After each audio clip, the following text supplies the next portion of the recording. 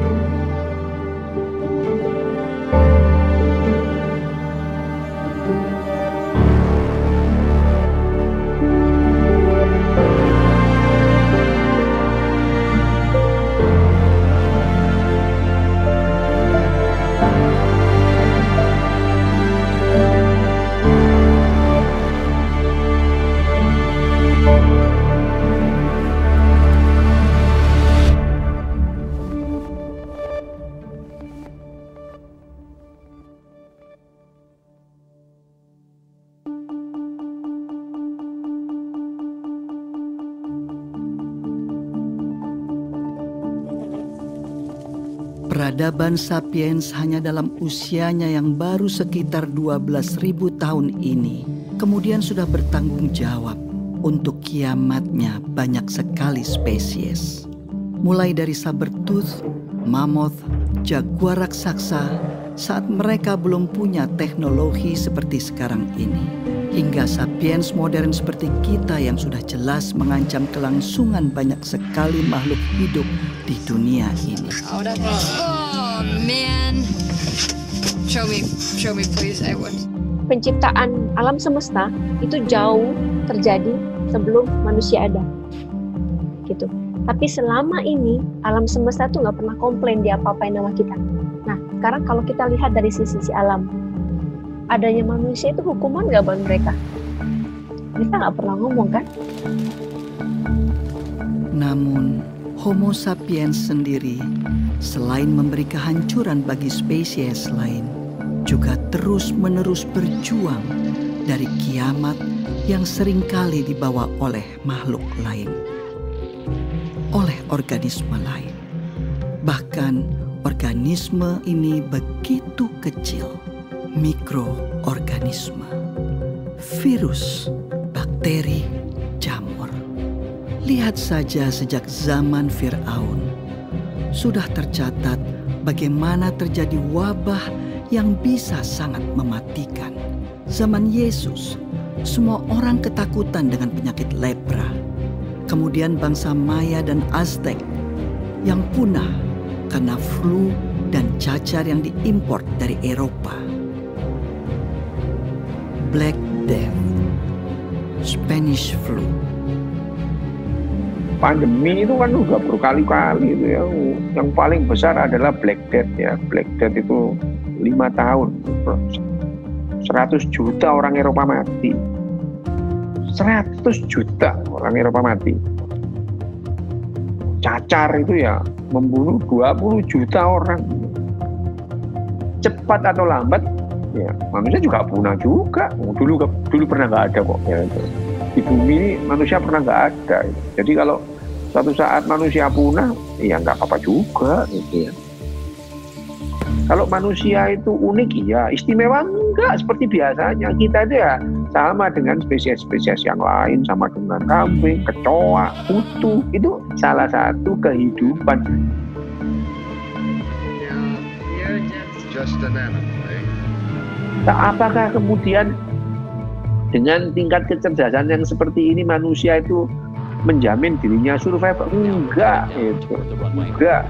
Kecoa itu ya, kecoa itu jutaan tahun masih ada. Itu. Kita belum apa-apanya kecoa itu kalau soal survivability. Tapi kan kecoa nggak bisa nyanyi. Itu adalah keunikan manusia. Apakah spesial? Apakah khusus? Apakah istimewa? Enggak, berbeda aja, cuma berbeda.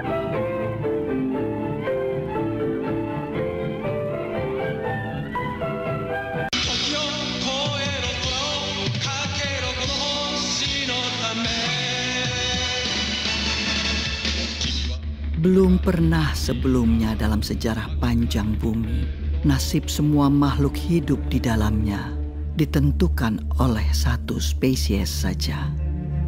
Kita, manusia.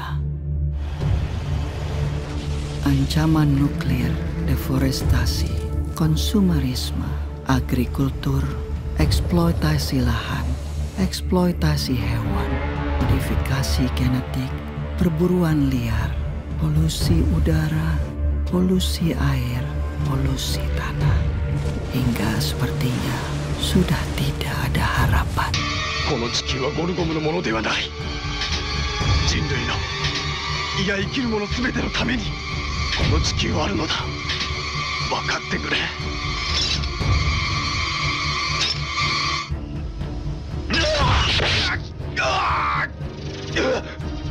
Manusia selalu terbakar keinginannya, terbakar ambisinya, terbakar dan terbakar. Tidak pernah tahu kapan cukup adalah cukup.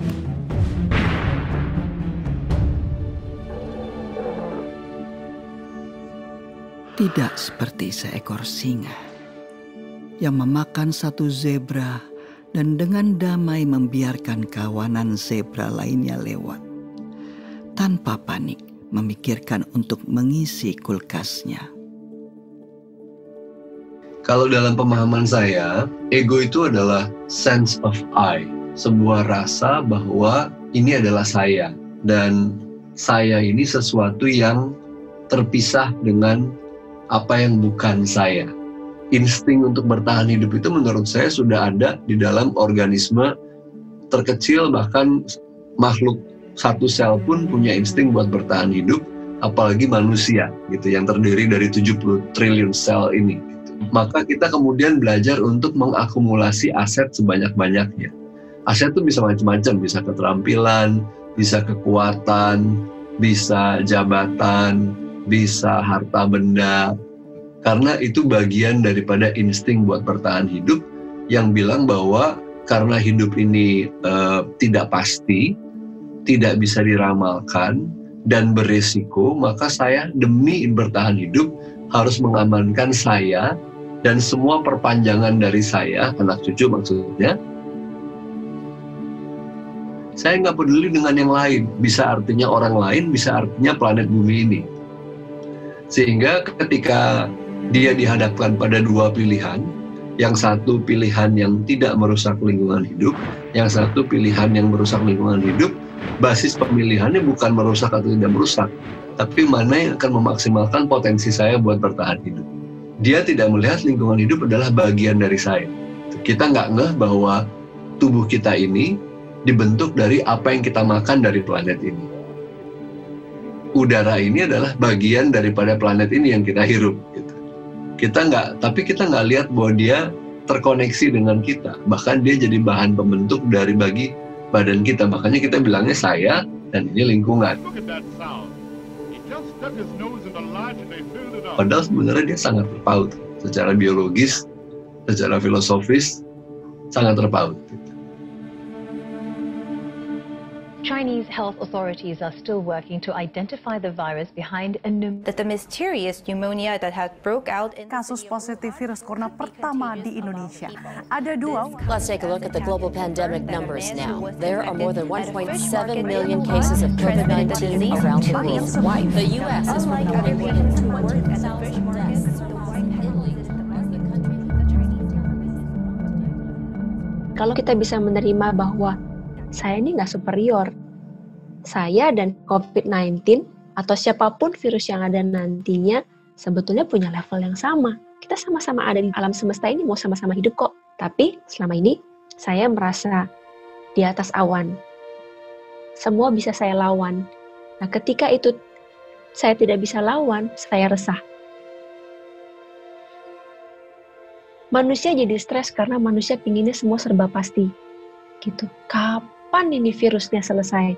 Kapan ini ada vaksinnya? Kapan? Bulan berapa? Tanggal berapa? Tahun berapa? Berapa lama saya di lockdown? Berapa lama saya nggak boleh keluar dari rumah? Ketika kita sekalipun harus mendapatkan kesempatan atas penyakit atau apapun yang mampir di badan kita, perlu kita ketahui bahwa itu akan selesai. Selesainya seperti apa? Tidak ada yang tahu. Oke, kita harus belajar menerima uncertainty, harus belajar menerima ketidakpastian. Akhirnya ada jeda. Untuk dunia berhenti, untuk manusia berhenti dan merenung, melahirkan cinta bagi sesama makhluk hidup yang lain, hewan atau tumbuhan, primata ataupun unggas, kecil atau besar, yang jauh ataupun dekat, yang kelihatan dan tidak kelihatan.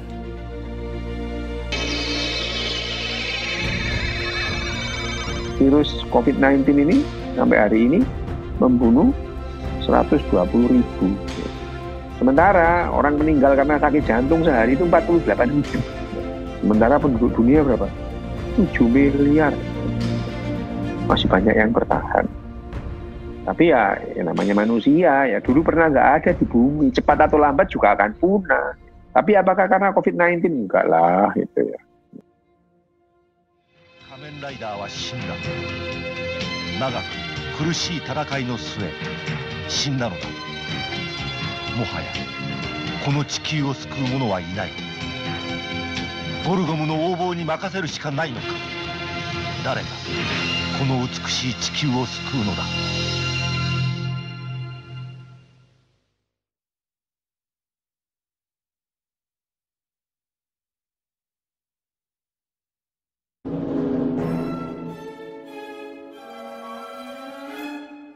Sejak sejarah mulai tercatat, gangguan kesehatan mental manusia selalu lekat dengan misteri dan mitos.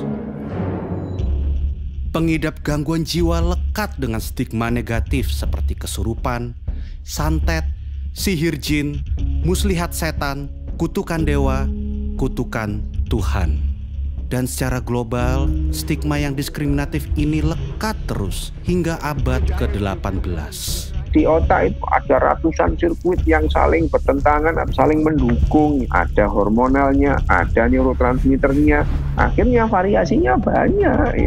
Seluruh bagian otak akan itu bertanggung jawab atas mental disorder. Bukan hanya satu atau dua bagian.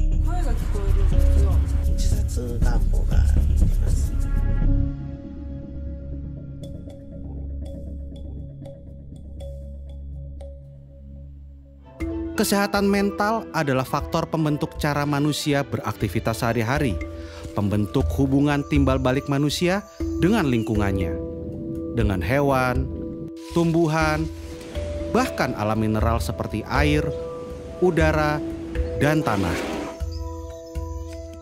Sebenarnya kesehatan mental yang tidak dikelola itu punya implikasi besar terhadap kesehatan fisik kita, karena yang namanya kesehatan psikosomatis dan penyakit kronis itu banyak terkait dengan psikologis juga. Informasi, berita, percakapan-percakapan yang saya terima, yang saya serap, dan akhirnya tubuh saya digest. Kita resah, kita sedih. Manusia sulit untuk beradaptasi dengan perubahan, apalagi jika terjadi secara spontan. Aktivitas-aktivitas yang sebelumnya tak pernah terpikirkan dalam otak manusia, sekarang menjadi agenda rutin yang harus dijalani. Otak manusia kaget, tubuhnya kaget, sistem sarafnya kaget.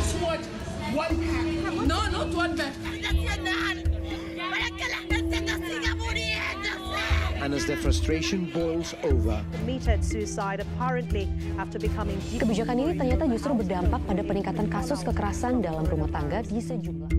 Kalau kita bicara tentang nerve system, sistem saraf otak kita, ada dua yang penting, simpatik dan parasimpatik. Simpatik ini yang fight or flight, parasimpatik ini yang rest and digest. Simpatik ini tipe-tipe orang yang begitu terima berita, dia stres, dia langsung makan yang lebih banyak, atau dia langsung merasa ada ketakutan yang berlebihan. Di situ hormon stresnya akan naik. Kebalikannya, justru parasimpatik itu adalah proses di mana tubuh kita ada di tahapan healing atau penyembuhan. Ketika kita ada di level parasimpatik, stres hormon kita akan turun. Tekanan darah kita akan turun. Kita akan jauh lebih rileks. Nah, kalau kita pergi ke dokter biasanya, terus kita bilang, Pak dokter saya sakit. Apa yang dokter bilang pertama kali? Istirahat. The ability to accept time as an ally is usually called patience. Psiko artinya mental dan emosi pikiran kita. Kalau dia terganggu akan mempengaruhi neuro, keseimbangan saraf dan otak. Kalau keseimbangan saraf dan otak neuro turun, maka dia akan mengganggu keseimbangan endokrino, yaitu kelenjar dan hormon. Dan kalau kelenjar dan hormon terganggu, maka imuno, daya tahan tubuh akan turun. Jadi kaitan ini memang sudah dianggap sebagai mata rantai. Jadi kalau kesehatan mental kita tidak terjaga, meskipun kita sudah melakukan tindakan lain seperti cuci tangan, physical distancing, dan lain-lain, daya tahan tubuh kita masih bisa turun, dan itu tetap riskan. Semua terangkum dalam pepatah Romawi kuno, mens sana in corpore sano, jiwa yang sehat di dalam tubuh yang kuat. Manusia kemudian belajar banyak hal untuk menyehatkan jiwa mereka. Banyak cara dilakukan manusia untuk menjadi tenang dan senang. Dan inilah salah satu penemuan umat manusia yang paling inovatif. Spiritualisme. Spiritual menjadi jalur evakuasi bagi manusia yang sedang didera oleh rasa cemas dan takut. Memberi pemahaman baru bagi manusia untuk berefleksi, memberi arti dalam hidup, saling berkumpul, dan menguatkan dalam saat-saat yang sulit. Amazing grace. Namun, apa jadinya saat kemudian setiap manusia tidak bisa lagi berkumpul dan berritual? Saat semua harus berdoa di rumah, harus beribadah di rumah, berpuasa di rumah. Allahu Akbar. God is most great. Sudah bertahun-tahun beribadah, ya pengajian, masa berkumpul memenuhi jalan kemana-mana. Ini Allah menghendaki kita beribadah secara khusyuk, secara tenang. Karena mungkin ibadah kita selama ini terlalu hura-hura, terlalu rame-rame, mengedepankan emosi dan massa. Nah, dalam suasana Ramadan kali ini Allah menghendaki kita beribadah dengan khusyuk, beribadah dengan tenang, supaya kita bisa berdialog dengan hati kita yang mungkin selama ini hati kita abaikan, nurani kita pinggirkan, nggak pernah kita ajak bicara. Saat puasa ini Allah menghendaki kita berdialog dengan hati kita peduli dengan nurani kita peduli dengan batin kita.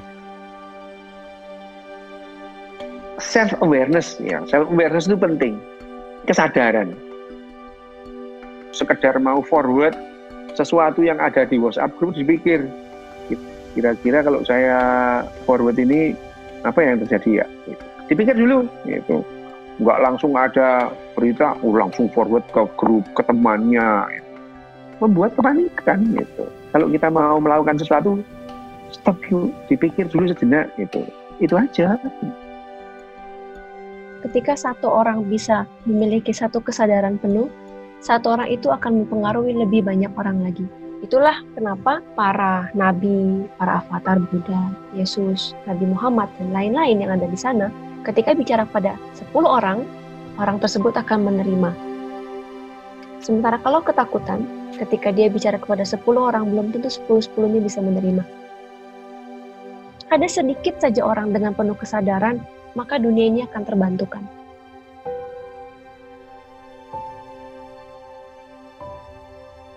Ya ayyuhal nafsul mutmainnah irji'i ila rabbiki radiyatan mardiyah. Wahai jiwa-jiwa yang tenang, jiwa-jiwa yang teduh, kembalilah ke Tuhanmu.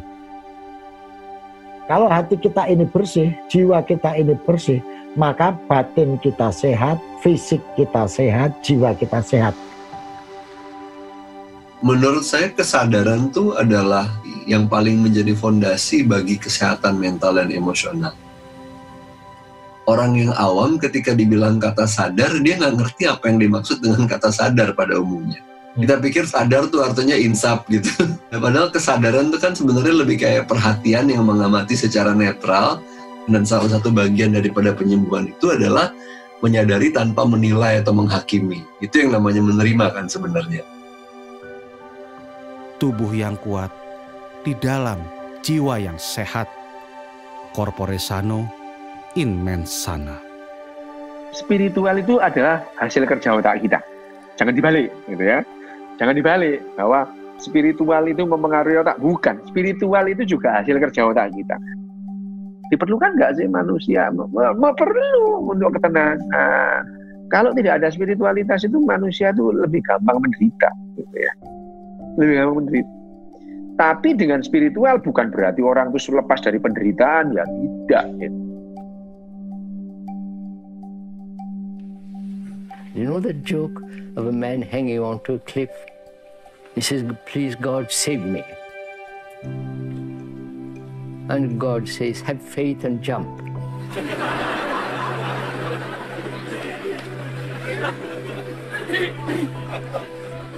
And the man who is hanging onto the cliff, he says, "Isn't there somebody above that still?"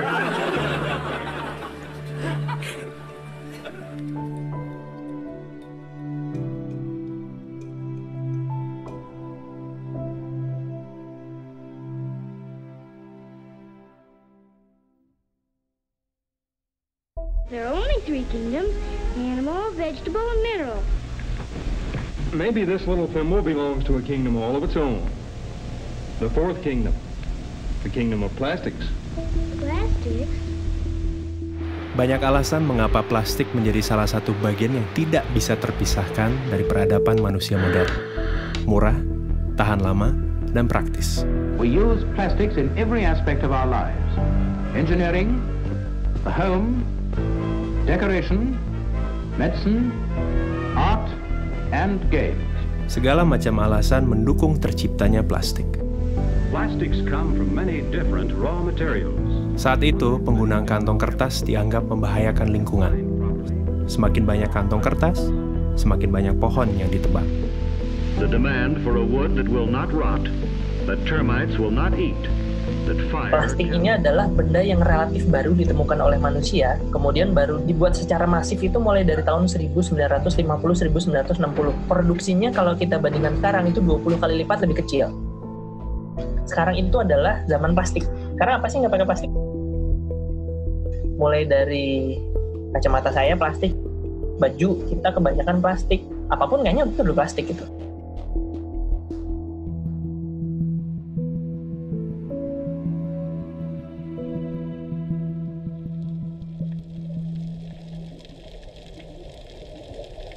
Seiring waktu, plastik yang awalnya adalah barang substitusi untuk menyelamatkan lingkungan, berubah menjadi polutan.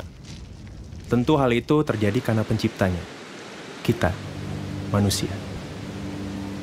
Plastik mendominasi jenis sampah di masyarakat, mulai dari kantong plastik, gelas plastik, sedotan plastik, styrofoam, bungkus mie instan, pembungkus makanan ringan, produk-produk sachet, minuman sachet, shampoo sachet, sabun sachet. Kita di Indonesia permasalahan paling besarnya mungkin di single use plastik. Alasan dari para industri yang menjual produk-produk dalam sasetan itu adalah karena daya beli masyarakat di Indonesia yang lemah. Karena ketika dijual dalam bentuk langsung 500 gram, mereka nggak sanggup beli. Indonesia ini unik banget, karakter sampahnya ini berbeda satu daerah dengan daerah yang lain. Mayoritas sampah di ibu kota dikirim begitu saja ke TPA gitu, dan setiap 2 hari sampah ibu kota Jakarta itu bisa membangun 1 Candi Borobudur banyaknya. Sifatnya yang sangat sulit terurai, pelan-pelan menjadikan plastik sebagai penghuni tetap bumi. 80% sampah itu berasal dari kegiatan yang ada di darat, 20% berasal dari kegiatan yang ada di laut. Bahkan di Palung Mariana, di sana udah ditemukan sampah plastik. Berarti sampah plastik itu ada di tempat yang banyak orang sampai tidak pernah ada orang masuk ke dalam sana. Plastik yang manusia gunakan untuk membungkus dan memberi umur yang lebih panjang bagi makanan mereka, kemudian menyelinap masuk ke piring mereka. Tanpa sadar, manusia juga menimbun plastik berukuran mikroskopik dalam sistem pencernaannya. Kita baru aware terhadap polusi plastik itu mungkin baru tahun 2000-an lah gitu, di mana laut kita ternyata ada 5 triliun pieces plastik dan kemudian ada lebih dari 250.000 ton plastik gitu di laut, yang kemudian ini akan terakumulasi di biota-biota yang pada akhirnya dikonsumsi oleh manusia. Mikroplastik ini itu udah sampai masuk di plankton-plankton gitu. Zooplankton dimakan oleh ikan yang lebih besar, kemudian ikan yang kecil itu kemudian dimakan sama yang lebih besar lagi, pada akhirnya ditangkap oleh nelayan kita, dan kemudian ada di pasar ikan kita, pada akhirnya ada di meja makan kita gitu, ikan itu gitu. Nah kalau misalnya itu sudah dimakan, itu justru malah lebih bahaya. Ada yang namanya nanoplastik lebih kecil dari 1 mikron, itu bisa langsung masuk ke serap ke saluran darah. Bila itu terjadi, bisa masuk ke saluran sistem saraf pusat, dalam hal ini adalah otak. Manusia mulai sadar, bom waktu bernama plastik sudah berdetak sejak awal diciptakan. Mereka mencari cara untuk menjinakkan bom waktu ini, atau setidaknya melambatkan waktu. Yang justru harus kita lakukan adalah kita mencari bahan pengganti yang kuatnya sama seperti plastik, yang fleksibelnya sama kayak seperti plastik, tetapi dia ramah lingkungan. Dari 7 spesies plastik yang hanya bisa di-recycle tuh hanya 2. Nah, ketika itu kotor, jorok, 1 kontainer yang ternyata tercemar oleh bahan yang tidak bisa di-recycle, akhirnya nggak bisa di-recycle gitu. Ends up-nya di penimbunan gitu, pembuangan sampah, karena nggak bisa di-recycle. Atau kemudian karena nggak bisa di-recycle, yaudah gue bakar aja insenerator. Permasalahannya adalah masalah tata kelola, khususnya juga di Indonesia. Kalau kita menggunakan instrumen kesadaran gitu ya, harus sadar dulu, itu butuh waktu yang lama, sedangkan sampah dan masalahnya itu sekarang gitu. Jadi setiap orang itu wajib memilah sampah, itu namanya wajib, ya harus ada konsekuensi kalau tidak dilakukan. Gubernur DKI Jakarta Anies Baswedan mengeluarkan peraturan gubernur tentang larangan penggunaan kantong plastik Larangan penggunaan kantong Keluarkan plastik. peraturan gubernur tentang pelarangan penggunaan plastik. Pergub larangan penggunaan kantong plastik sekali pakai untuk larangan regulasi gaya hidup baru dan slogan-slogan tentang bahaya plastik terus didengungkan agar umat manusia punya satu pemahaman yang sama tentang plastik. Sampai bahkan kadang berdengung dan terdistorsi dalam jargon dan slogan yang kosong. Pasca 1 Oktober penggunaan kantong plastik, Greenwashing. trennya? Apakah meningkat, menurun, atau seperti apa? Manusia mana sih yang nggak pakai plastik? Kayaknya nggak ada. Jadi yang harus kita lakukan duluan adalah kita menutup keran dari sampah plastik, sumber sampah plastik, dengan cara kita mengurangi konsumsi plastik itu, terutama konsumsi plastik yang sekali pakai. Baik mana antara daur ulang dengan buang sampah sembarangan, ya tentu baik daur ulang. Tetapi daur ulang butuh proses. Baik mana daur ulang dengan pakai ulang, ya lebih baik pakai ulang daripada kita kemudian melakukan upaya proses daur ulang, ya lebih baik kita pakai ulang. Nah, dari mana lebih baik mana pakai ulang dan reduce atau pengurangan, ya lebih baik pengurangan juga itu. Dan ini sangat erat kaitannya dengan pola hidup dan keputusan konsumsi kita itu ya, bagaimana kita memilih barang, bagaimana kita memilih produk pada saat kita mau melakukan belanja, jangan sampai kita menghasilkan sampah gitu. Tahun 2050 kita akan susah-susah kemana-mana, kita ngambil ikan, dibuka isi perutnya isinya plastik, yang ujung-ujungnya itu karena kita. Makanya kita harus berbuat sesuatu supaya sampah plastik ini tidak kembali lagi ke manusia. Yang paling bagus ya, saya akan menjaga lingkungan karena lingkungan ini akan kita wariskan ke anak cucu kita, ke keturunan kita. Pilihannya ada di kita.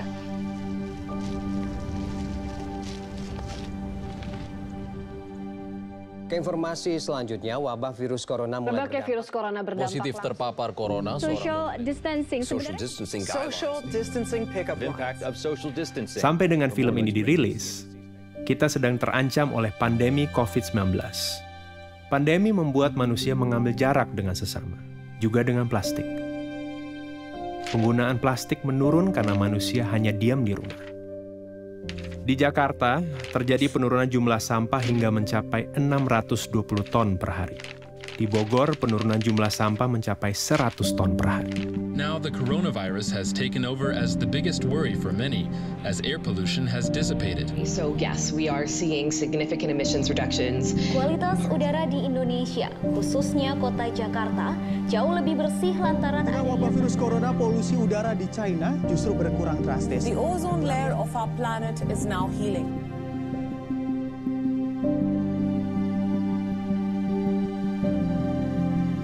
Namun bagaimana setelah pandemi ini usai? Nah, kalau saya berpikir, nanti kalau saya sudah mati, kemudian nanti ditanya malaikat, kamu dulu ngebuang sampah berapa banyak nih? Ini akibatnya loh, nanti jangan-jangan dikasih lihat, oh ini sampah yang sudah saya buang sembarangan ke sungai, nanti dimakan sama ikan ini. Waduh, kayaknya dosa saya banyak nih.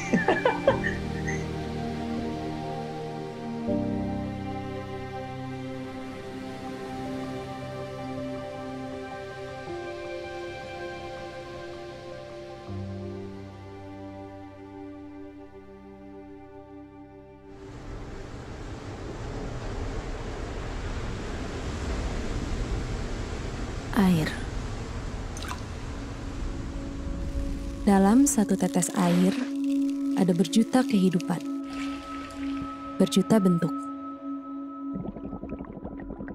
Yang kamu lihat sekarang ini bukanlah luar angkasa.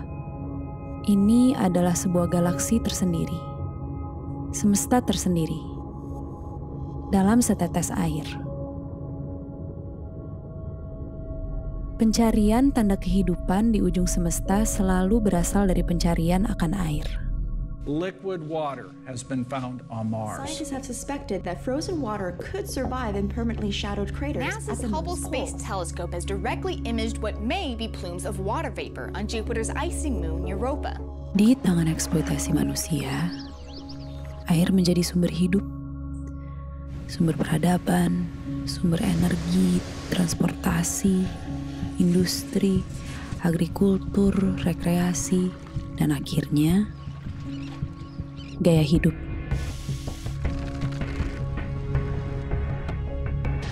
Melihat yang baru, kemudian dengan teknik fotografi secara visual menarik gitu ya. Wah, pengen juga ya. Hari ini dia menjadi tren, minggu depan dia sudah tidak bisa dipakai lagi. Konsumen tuh di brainwash bahwa busa sama dengan bersih. Busanya banyak, lebih kesat itu lebih bagus. Coba lah misalnya kita make untuk keperluan mandi cuci dalam satu hari sekitar 50 gram misalnya. Sedikit. Ada berapa juta orang?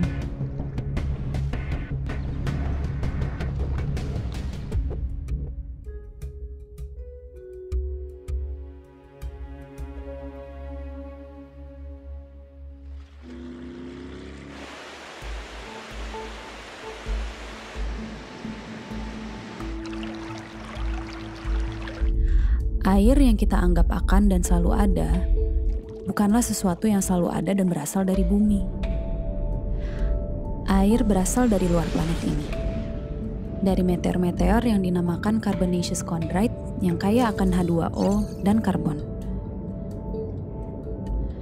Meteor dan asteroid es yang kaya akan air ini dalam sistem tata surya terbentuk di luar batas leleh matahari. Dan selama proses penciptaan bumi, terus datang dan bertabrak-tabrakan dengan bumi. Jika kita perhatikan baik-baik, laut, atmosfer, dan segala yang ada di lapisan terluar bumi ini sangat tipis dibandingkan dengan mantel dan inti bumi. Jumlah air sangat sedikit dan terbatas, terutama jumlah air tawar dan air bersih. Bayangkan, hadiah yang sangat langka dari semesta untuk bumi ini. Hadiah berupa air, berupa kehidupan.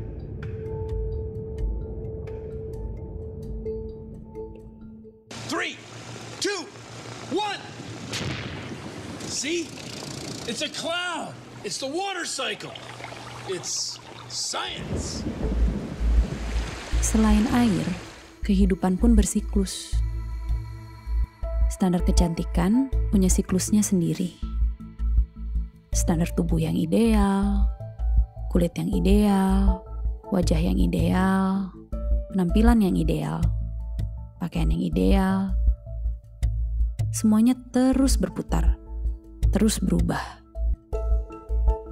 Fast fashion adalah sebuah terminologi yang akhir-akhir ini populer yang menggambarkan betapa cepatnya siklus hidup sebuah fashion. Kalau lu jalan-jalan kemana gitu, bagus nih, murah gitu.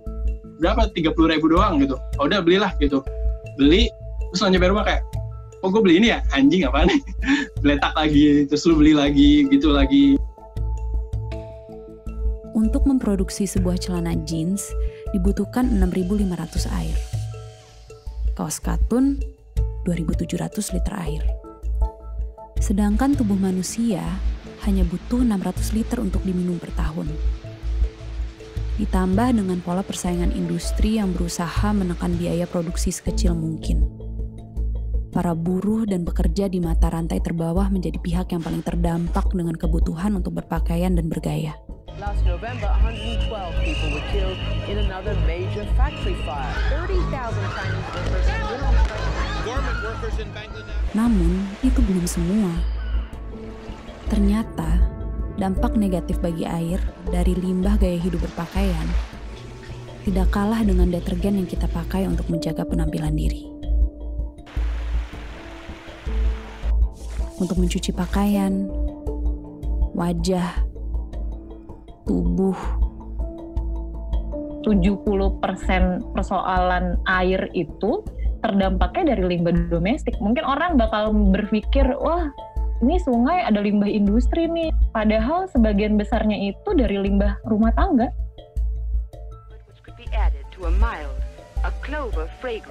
SLS adalah bahan kimia yang wajar ditemukan di dalam kandungan produk-produk pembersih dan kecantikan. Beberapa penelitian mengaitkan kandungan ini dengan resiko kanker, iritasi kulit, dan pencemaran lingkungan. Senyawa ini biasanya ditambahkan di sabun atau di skincare gitu ya, menghasilkan busa gitu. Jadi dia bisa membilas kotoran, bahkan minyak.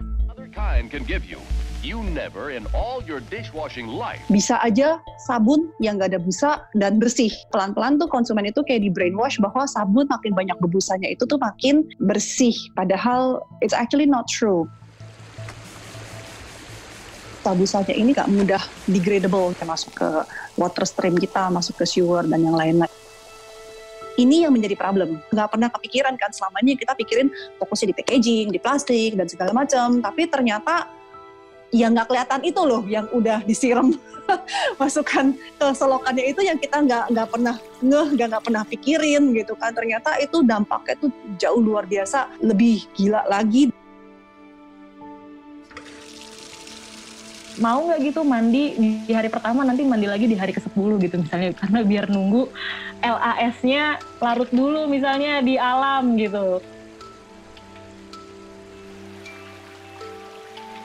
Sebuah penelitian di Institut Aerospace Stuttgart menemukan bahwa air menyimpan suatu bentuk memori secara mikroskopik.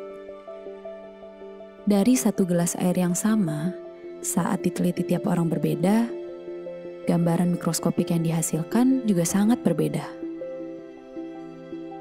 Menghasilkan memori air yang berbeda. Saat satu jenis bunga dimasukkan ke dalam air, lalu air tersebut diambil dan dilihat secara mikroskopik, hasilnya menyerupai bunga tersebut. Saat jenis bunga lain yang dimasukkan, kemudian secara mikroskopik pun visual yang ada berubah. Semesta yang ada berbeda. Semesta seperti apa yang ada di dalam setetes air deterjen? Memori seperti apa yang kita rekam untuk semesta lewat tetes-tetes busa tersebut?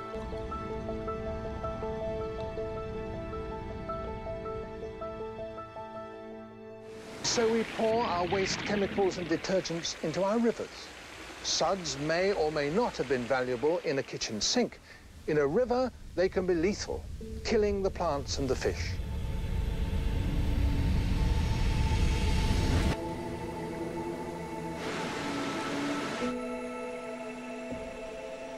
Mencintai udara, mencintai air, mencintai bumi dan segala isinya bukan sesuatu yang baru. We shouldn't so exploit natural resources that we destroy them. Common sense, you might think. Sejak tahun 90, istilah upcycle muncul dan populer. Upcycle yang berarti memanfaatkan barang-barang bekas untuk memberi nilai yang lebih, mengupgrade gerakan recycle yang hanya sekadar mendaur ulang.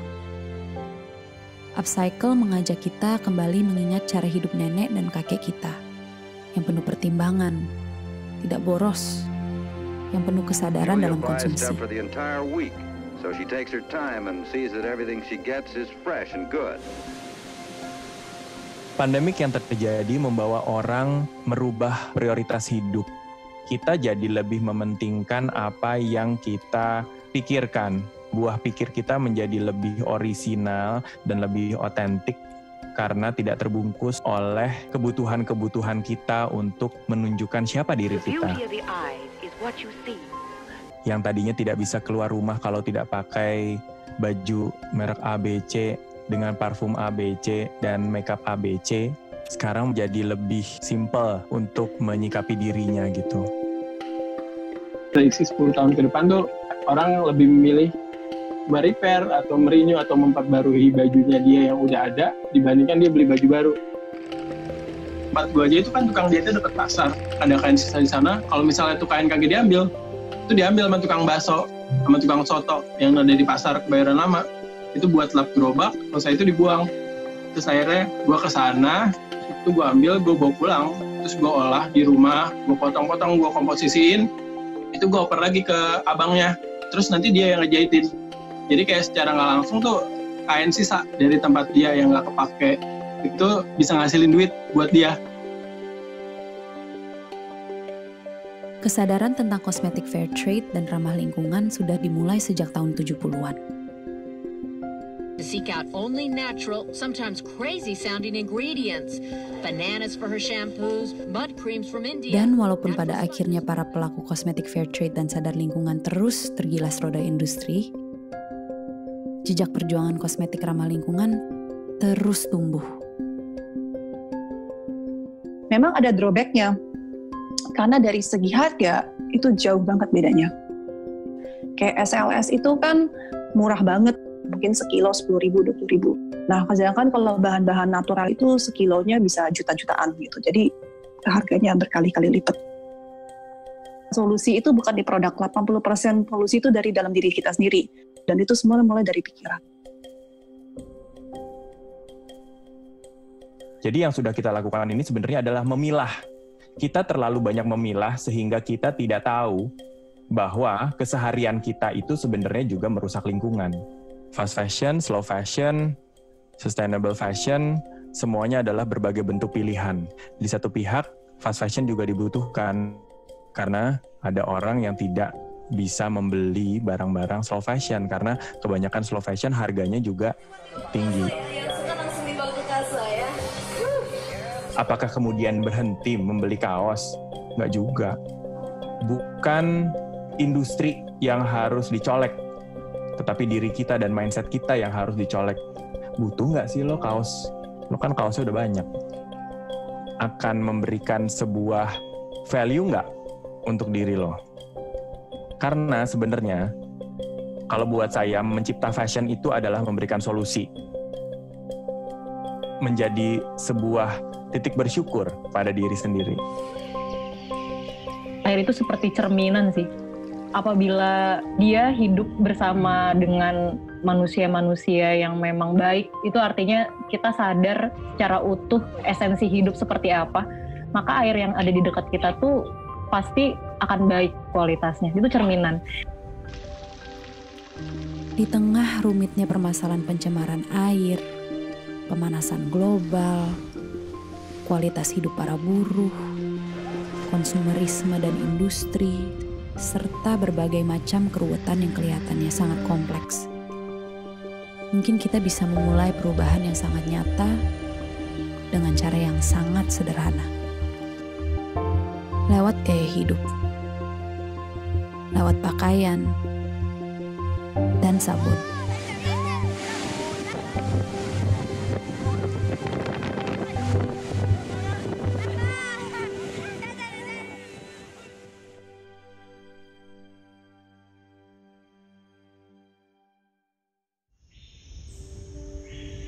Mereka kan politeis ya, kalau orang rimba tuh percaya banyak dewa.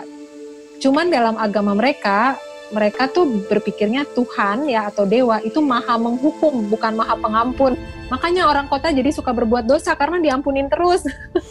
Terus Tuhan maha penyayang. Enggak, kalau di rimba Tuhan tuh maha penghukum, Tuhan suka mengirim penyakit gitu. Menurut mereka Tuhan kita nggak keren, makanya akhirnya orang-orangnya juga jadi pada jahat-jahat.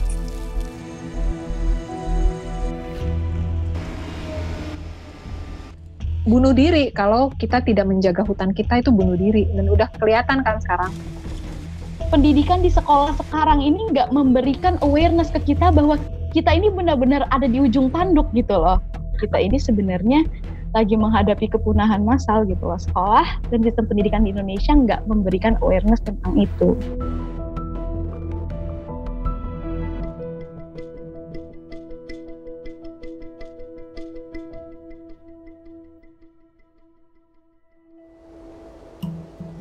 Sebelum lanjut berbicara tentang kehutanan, kita perlu tahu dulu tentang konsep keragaman hayati atau biodiversitas. Arti biodiversitas adalah keragaman berbagai jenis kehidupan yang ada di bumi. Bagi kita semua yang tinggal di kota dan jauh dengan hutan, kehidupan alam liar mungkin hanya bisa kita lihat di televisi. Namun pada kenyataannya, udara yang kita hirup, air yang kita minum, dan makanan kita semua bergantung pada biodiversitas. Beberapa contoh sangat jelas. Tanpa tumbuhan tidak akan ada oksigen. Tanpa lebah tidak akan ada proses pembuahan. Hutan adalah rumah bagi biodiversitas di bumi. Kalau bahasa klise kan selalu dibilang hutan itu paru-paru bumi tuh. Aku melihatnya sih bukan sekedar hutan. Kalau kita menyia-nyiakan pengetahuan manusia yang paham tentang hutan, yaitu orang rimba, masyarakat-masyarakat yang tinggal di hutan, kita semua yang akan rugi gitu. Di bumi sudah ditemukan 1,7 juta spesies makhluk hidup dan diperkirakan ada 9 juta spesies yang belum ditemukan dan tercatat. Namun, hanya sejak 40 tahun terakhir, jumlah hewan liar di dunia berkurang hingga separuh. Separuh. Peradaban manusia sudah menghantarkan spesies-spesies lain menuju kepunahan 1000 kali lipat lebih cepat dibandingkan proses alaminya. Padahal, tidak ada satupun individu atau satu jenis spesies yang dapat hidup sendiri tanpa makhluk hidup lain. Kalau orang rimba bilangnya konsep kulkas. Itu aneh-aneh karena mereka pakai bahasa kota. Mereka kan lihat kulkas ya di kota. Apa ini kulkas? Katanya. Aku bilang ini makanan. Kenapa ditaruh situ? Supaya awet. Supaya kalau orang mau perlu ambil sedikit aja. Begitu kenyang, ya udah nggak ngambil lagi, sisanya ditaruh di kulkas. Oh, kami juga punya kulkas di hutan. Sehutan-hutan tuh kulkas karena kami ngambil secukupnya. Besok mau ambil lagi gitu. Orang kota menganggap hutan itu bukan kulkas gitu. Mungkin kayak supermarket yang harus dijarah gitu. Kalau buat orang rimba enggak. Kenapa aku ngambil sedikit? Karena besok saya perlu lagi. Yang mereka lakukan itu investasi. Aku menginvest kebaikan supaya besok kebaikan itu bisa aku ambil lagi gitu. Selalu dalam kalimat klise kita semua berkata, melestarikan lingkungan untuk anak cucu kita. Untuk generasi yang akan datang. Dan sekarang, inilah suara anak cucu tersebut.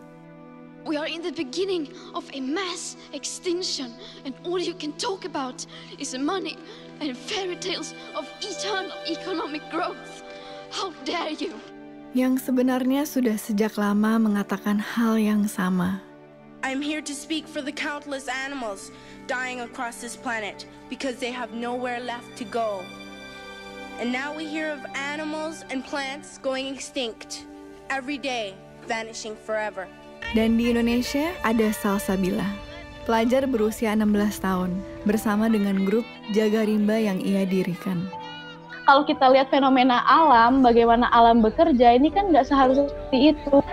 Kita panik tapi kita nggak bisa ngapa-ngapain karena di sekolah kita nggak pernah diajarkan untuk peduli dengan sekitar kita. Sistem pendidikan di Indonesia itu kita selalu diajarkan untuk menghafal, tapi kritisnya itu nggak ada. Saat Salsabila masih bersekolah formal, ia menyerukan mogok sekolah untuk hutan. Rutin setiap Jumat, Salsa dan teman-temannya bolos sekolah dan berunjuk rasa. Hingga akhirnya ia memutuskan untuk keluar sekolah, homeschooling, dan menggunakan waktu yang ia punya untuk hutan dan lingkungan. Mogok sekolah untuk hutan pertama kali itu tanggal 13 Januari 2020. Waktu itu aku bolos sekolah, langsung ke KLHK pagi-pagi. Ketika turun, ya memang nggak mengharapkan apa-apa, cuma mau ngeluarin marah sama sedih aja sih. Dan mereka awalnya ya kayak ketawa gitulah, kamu idealis banget sih. Oh udahlah sekolah aja dan lain sebagainya gitu.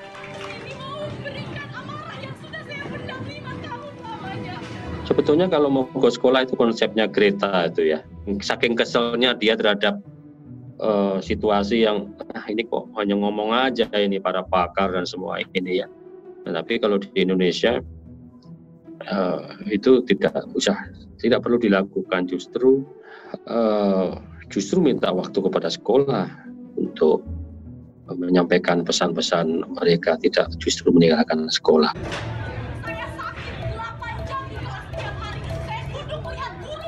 Wah, kalau aku sih paling nggak mendukung kurikulum nasional kita.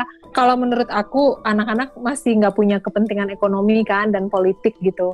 Sebenarnya kan setiap anak lahir sebagai saintis tuh, punya keingintahuan yang besar, punya daya kritis yang tajam, budaya dan pendidikan yang menghancurkan mereka kan. Jangan aneh kalau ada sekolahan yang datang ke masyarakat pedalaman yang masih banyak kobra. Tapi begitu digigit kobra nggak tahu cara ngobatinnya. Seharusnya kalau di sekitarmu banyak kobra, ya kamu harus tahu. Kurikulummu harus tentang kobra dulu. Yang lain-lainnya ya ntar kalau ada sisa waktu gitu. Nah itu aku betul-betul menyalahkan kurikulum nasional yang sudah banyak menghilangkan semua pengetahuan hebat nenek moyang kita. Jadi yang rugi kita sendiri. Ini bukan soal respect atau soal hilang atau enggak ya. Kita rugi sendiri. Banyak orang yang mati karena gigitan kobra, padahal dulunya tinggal metik tuh daunnya. Sebenarnya aksi mogok sekolah untuk hutan ini nggak hanya menekankan bahwa hutan ini penting, tapi juga menjadi sebuah kritik untuk sistem pendidikan di Indonesia sekarang. Pendidikan di sekolah sekarang ini nggak memberikan awareness ke kita bahwa kita ini benar-benar ada di ujung tanduk gitu loh. Kami 2 kali aksi itu langsung dipanggil audiensi dan ketemunya langsung dengan Pak Wakil Menteri LHK. Tapi pas kalau ngelihat hasil audiensi sebenarnya agak sia-sia juga sih. Kami ini masih sekolah, jadi mereka nganggapnya ini, wah ini anak sekolah udah turun, udah paham masalah hutan, jadi jatuhnya lebih banyak ke pujian-pujian yang sebenarnya nggak kita inginkan. Kita maunya mereka bilang, oke, kami akan turun ke lapangan. Enggak. Aku nggak tahu 10 tahun lagi apakah mereka akan merasakan dampak dari kebijakan-kebijakan yang mereka buat. Tapi yang pasti yang akan terkena dampaknya itu anak cucu mereka, dan anak cucu mereka kita adalah salah satu bagian dari mereka.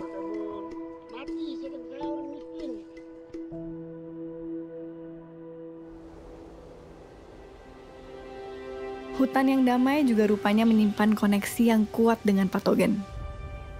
Kebanyakan patogen tidak berbahaya bagi penghuni hutan, karena mereka telah melalui proses evolusi bersama di hutan. Namun, kemudian menjadi sangat berbahaya saat bertemu dengan manusia kota. HIV, Zika, malaria, Ebola, Nipah, semuanya berasal dari daerah perbatasan hutan yang digunduli. Kalau biodiversity tadi terdisrupted, yaitu virus-virus akan keluar dari hotspot rumahnya masing-masing. Konsep keramat hutan secara ilmiah erat dengan bahaya patogen yang tidak dikenal tubuh manusia. Pilek gitu kan, kita batuk, kita masih bisa tetap jalan. Orang memang nggak kena pilek langsung tumbang. Jadi secara genetik nggak terbiasa. Gitu. Kalau saya malaria langsung tumbang gitu ya. Mereka malaria tetap aja nggak, kayak bersin aja malaria tetap aja bergerak kemana-mana, nggak ada masalah. Makanya penyakit baru itu bisa betul-betul ngabisin populasi mereka. Ini waktu pandemik gini pada lari makin jauh ke dalam hutan karena mereka takut sekali ya. As soon as we withdraw, nature quickly takes over. Could the corona crisis eventually be good for the environment? Jadi kalau dibilang ini menjadi waktu yang pas supaya bumi bisa menyembuhkan dirinya sendiri, mungkin aku bisa kritik bahwa enggak juga. Karena ini bakal terus berlanjut dan sistem ini enggak peduli mau pandemi, mau enggak, eksploitasi harus tetap jalan. Misalkan yang kemarin di Banyuwangi, tambang emas tumpang pitu ketika lagi pandemi, polisi menjadikan alat justifikasi masyarakat berkerumun, kan katanya nggak boleh. Masyarakat Banyuwangi ini berkumpul untuk menjaga supaya gunung mereka ini nggak digali buat tambang emas. Diusir, kriminalisasi terjadi, dikeruk juga. Terjadi juga. Dan itu lagi masa-masa seperti ini, baru bulan Maret kemarin.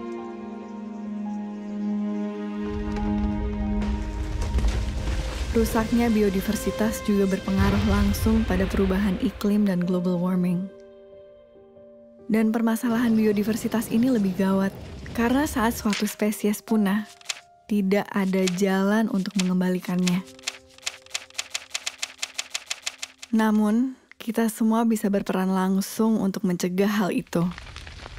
Pengundulan hutan selalu dilakukan dengan alasan agrikultur, membuka lahan peternakan, terutama sapi, minyak sawit, industri kayu, pertambangan, batu bara. Ini adalah produk-produk yang kita konsumsi setiap hari, non-stop. Minyak sawit ada di hampir semua makanan, mulai dari minyak goreng hingga coklat, bahkan dalam sampo dan sabun. Hewan ternak membutuhkan konsumsi pakan ternak yang dihasilkan dari proses agrikultur yang masif. Kayu menjadi kertas, furnitur. Batu bara menjadi listrik yang setiap menit kita konsumsi dengan rakusnya. Dalam semua komponen smartphone dan benda elektronik yang kamu pakai untuk menonton film ini, ada jejak industri pertambangan di sana.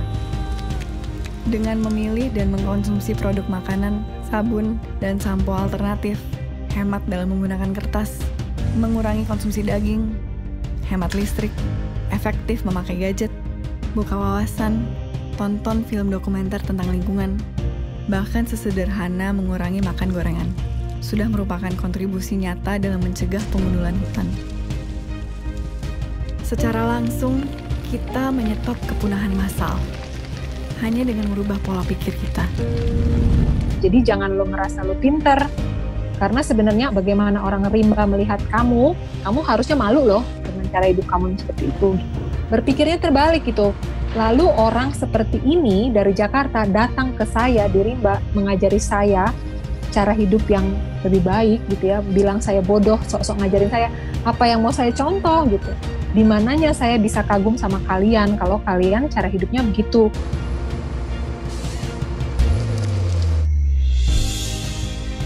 Tanpa hutan, tidak ada biodiversitas. Tidak ada lagi ekosistem. Tidak ada oksigen. Tidak ada lagi air. Tidak ada lagi kehidupan. Bumi ini bukan sekedar batu besar berpenghuni yang berputar mengelilingi matahari. Kehidupan bukan hanya berada di permukaan bumi. Bumi adalah kehidupan itu sendiri. Tanpa bumi, tidak ada kehidupan. Mana mungkin sebongkah batu yang mengelilingi matahari ini adalah makhluk yang hidup dan sadar, seperti kita. Manusia dengan otak dan kesadarannya adalah cerminan kesadaran kolektif bumi. Kesadaran bahwa kita adalah bumi. Bumi yang menjadi sadar dengan eksistensinya.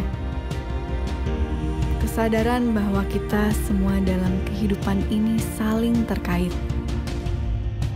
Tidak peduli apa spesiesmu, negaramu, sukumu, apalagi agamamu atau Tuhanmu.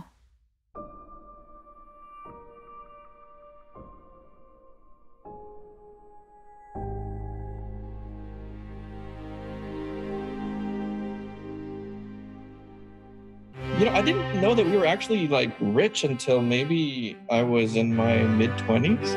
Sometimes they just think about buying like a house and they just sign a check and they buy it, you know, or they want to buy a car and they pay in cash, you know. I didn't understand what leasing was until I was in university. If you told me that it's not fun to be in a private jet, I'd be lying. Like if someone asked you, hey man, you want to fly my private jet? I'm like, sure dude, why not? I also thought like, it's like, why is it that they have like a 7 Series BMW and a 5 Series and a 3 Series? Like, why don't you just buy the best, you know? It's like, why bother with something cheap? That took a while for me to understand, to be honest with you.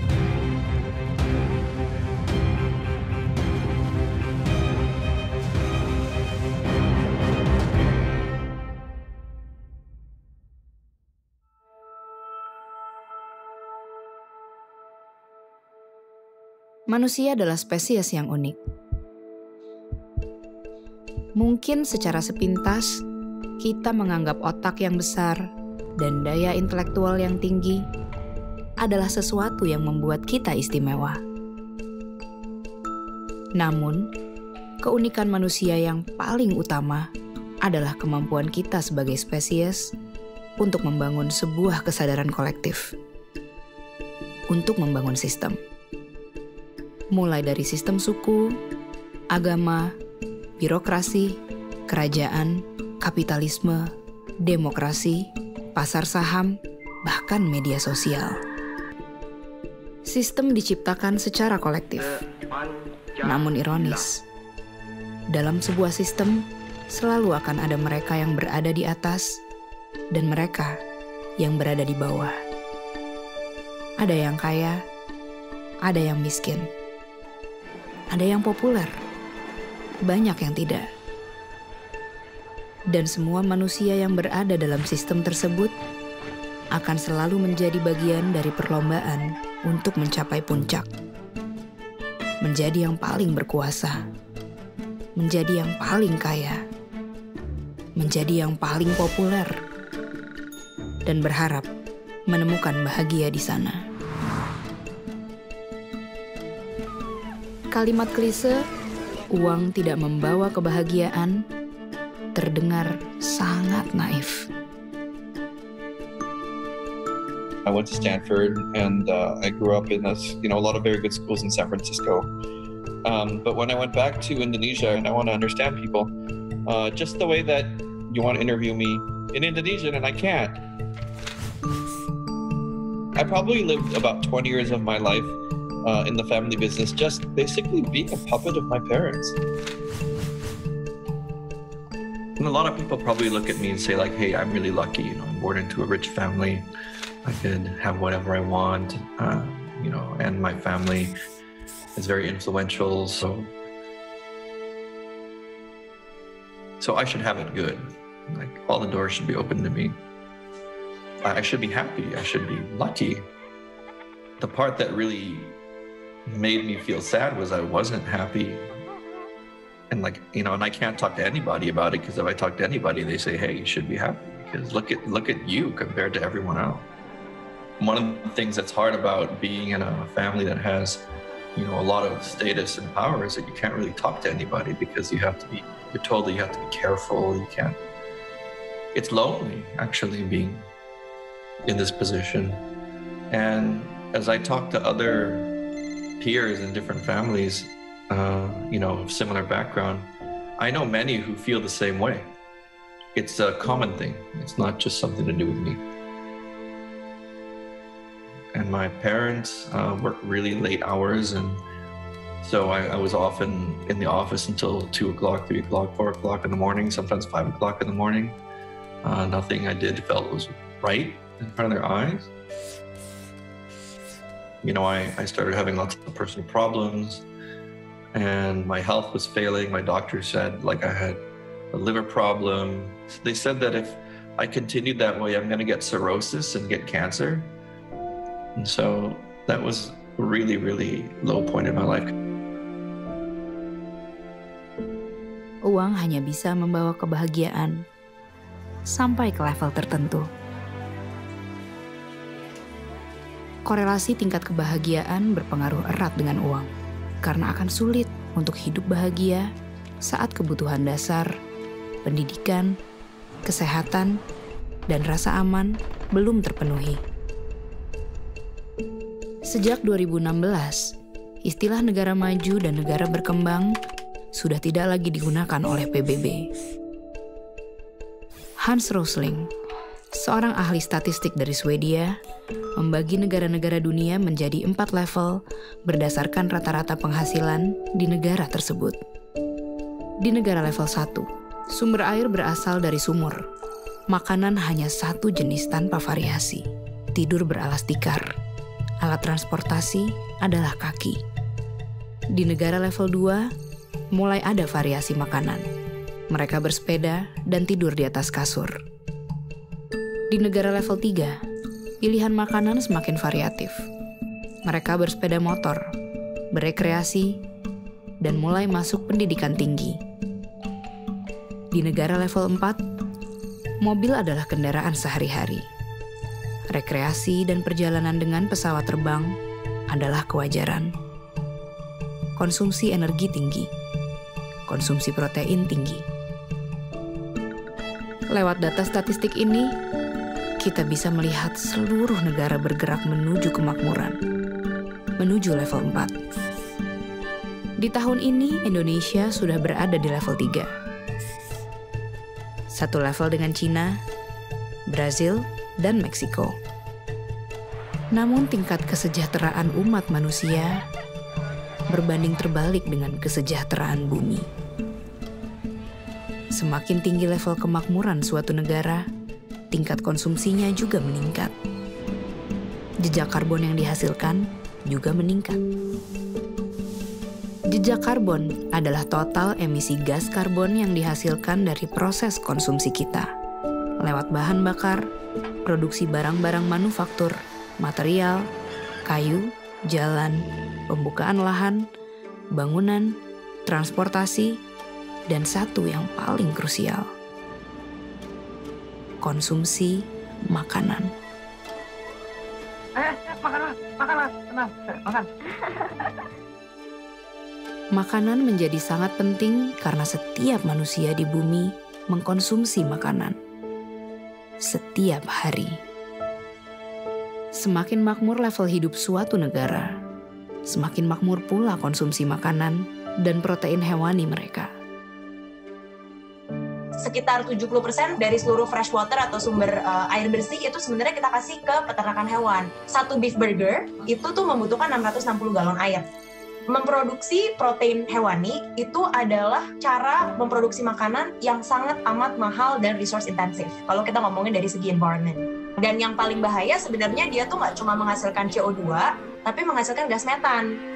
Gas metan ini sifatnya tuh 20 kali lipat lebih menahan panas, dan itu dihasilkan paling banyak dari peternakan hewan dibandingkan sektor-sektor yang lain. Semua sektor transportasi kalau dikombinasi jadi satu, itu tuh mereka kontribusinya sekitar 13% ke gas efek rumah kaca di dunia. Sedangkan 18% yang lebih besar itu datang dari peternakan hewan. Vegetables, roots, herbs, and berries. Oh, no. Oh, yes. Look, Blanche, I'm a big man. There's a lot of me to feed. Here, I can't live on this stuff. Oh, no? What about an elephant? Now you're talking. I'll have mine medium rare. Sederhananya tuh kemarin laporan dari WWF, kalau kita manusia itu mengkonsumsi high meat diet, tinggi protein hewani, kita butuh 4 bumi. 4 bumi itu hanya untuk makanan kita doang. Kita hanya harus pindah entah ke bulan, entah ke Mars, atau nggak tahu di mana deh. Sedangkan kalau kita yang benar-benar kayak whole food, berbasis nabati, tuh kita bisa mencukupi semua kebutuhan masyarakat sekarang, plus 4 miliar orang lagi. Bayangin. Apa yang baik untuk bumi, baik untuk diri. Begitupun sebaliknya.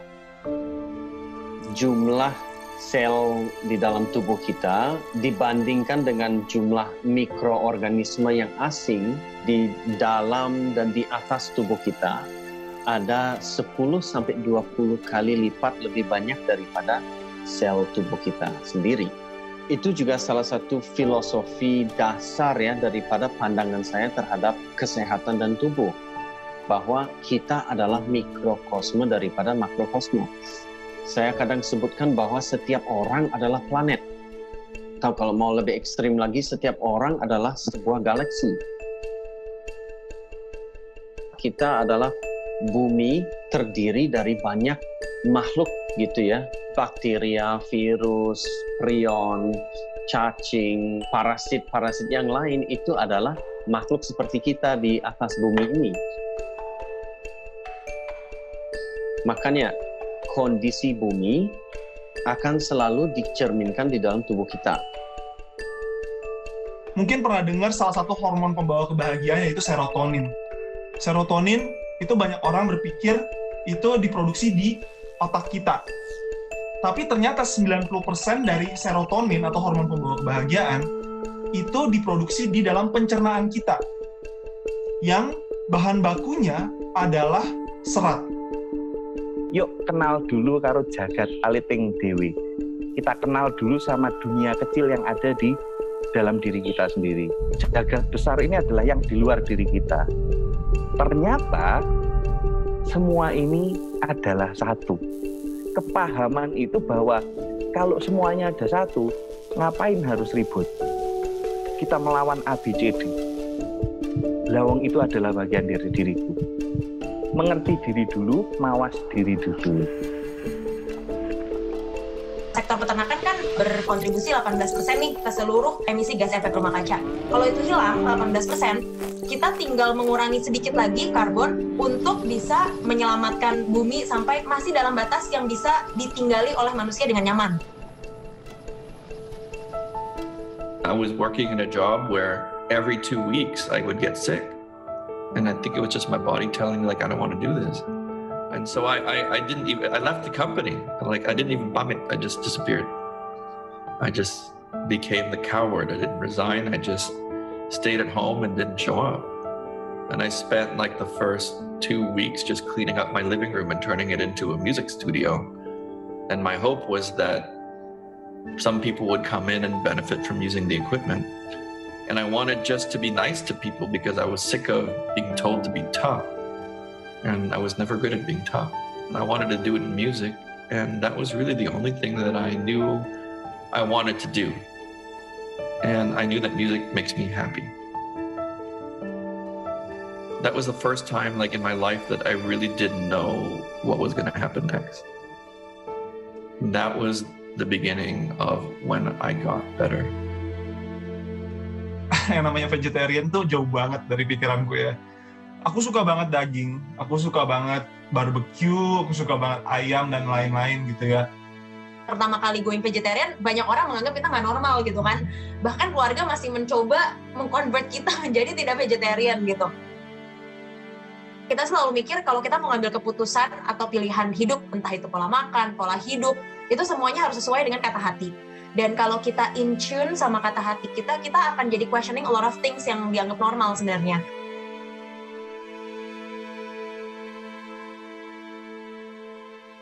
I was always listening to my parents in my mind. I was listening to my logic. Now I listen to the quiet voice. But it's a very soft voice. It never screams. It's a quiet voice. Suara hati itu dia berdiri sendiri dan dia ngeluruk tanpa bolong. Dia nggak punya rombongan. Nggak ada rombongan cemburu, nggak ada rombongan si takut, nggak ada rombongan khawatir, nggak ada. Stop. Just look at the mess you've made. Dan suara hati ini selalu tepat. Jawaban dari alam semesta yang murni, yang tidak difilter dengan pikiran kita. 3 years of faith with my heart, but I know now that there's a chance that I could make a living from that. And that wouldn't have happened if I wasn't listening to my heart and recognizing that if I do, then for sure miracles happen. Very clear. And then my parents, they don't say anything and suddenly they show up at the concert. Within 3 years, our team won 3 AMI Awards. We won Best Pop Album. We won Best Jazz Album. We won Best of the Best. Ini kan perjalanan tok. Nerimo ing pandum, menerima apa yang sudah ada dan diberikan dan terberikan untuk. Bersyukur itu adalah sikap seperti itu, nerimo. Kita bersyukur untuk segala sesuatu, bukan pasif. Banyak orang, ya sudah ini kita nerimo, ada orang buang sampah, kita buangin kalau perlu. Apa yang setidaknya kita bisa lakukan, kita lakukan. Asal kita tetap mengacu sama sebenarnya pola makan nenek moyang kita. Sebagian besar itu berbasis nabati, dan kita nanti akan bilang 90% ke atas idealnya, dan sisa 10%-nya itu masih protein hewani. Ini masih menjadi pola makan planetarian, ya, bukan vegetarian, bukan vegan, bahkan kita nggak usah ngomongin plant-based, tapi kita ngomongin pola makan ramah lingkungan. Pola makan planetarian. Ini tuh sebenarnya pola makan yang sesuai dengan anjuran dari climate change scientist. Kita actually bisa mereverse climate change dengan mengganti pola makan kita secara kolektif. Sebenarnya kuncinya nggak apa-apa dilakukan imperfectly, tapi dilakukan collectively.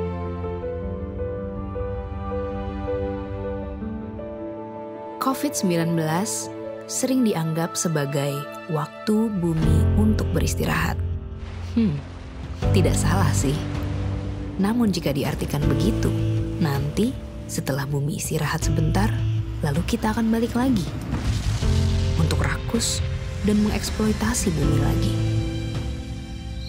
Hakikat sesungguhnya dari pandemi ini adalah bukti dan pengingat bagi kita semua bahwa energi kolektif itu benar-benar ada. Lewat setitik virus yang sangat kecil, kekacauan global bisa terjadi. Lewat setitik perbuatan kita, baik yang dilakukan dengan penuh kesadaran, maupun yang teledor, sekecil apapun itu, akan punya efek bola salju yang sangat nyata bagi semesta ini. Saat semua orang berhenti dan diam, mendengar suara hati masing-masing, dan kemudian dengan penuh kesadaran bertindak, kita benar-benar bisa memulihkan bumi ini. Kesembuhan bumi itu benar-benar nyata kalau setiap orang mau untuk ikut ambil bagian. di semua bidang kehidupan setiap hari. Kita hanyalah setetes air di samudera, hanya setitik debu kosmik.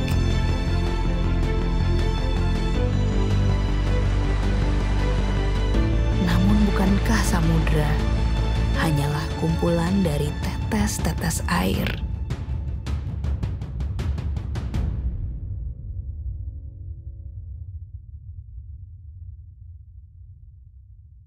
Ibu bumi, Bapa angkasa, mangku bumi, mangku angkasa, ingsun ngadeg setengahing jagat, manunggaling kawula Gusti.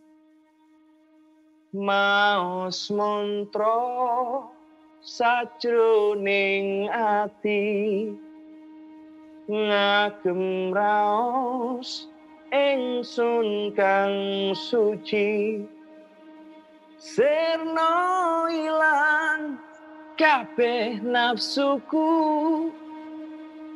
manembahku Ibu bumi.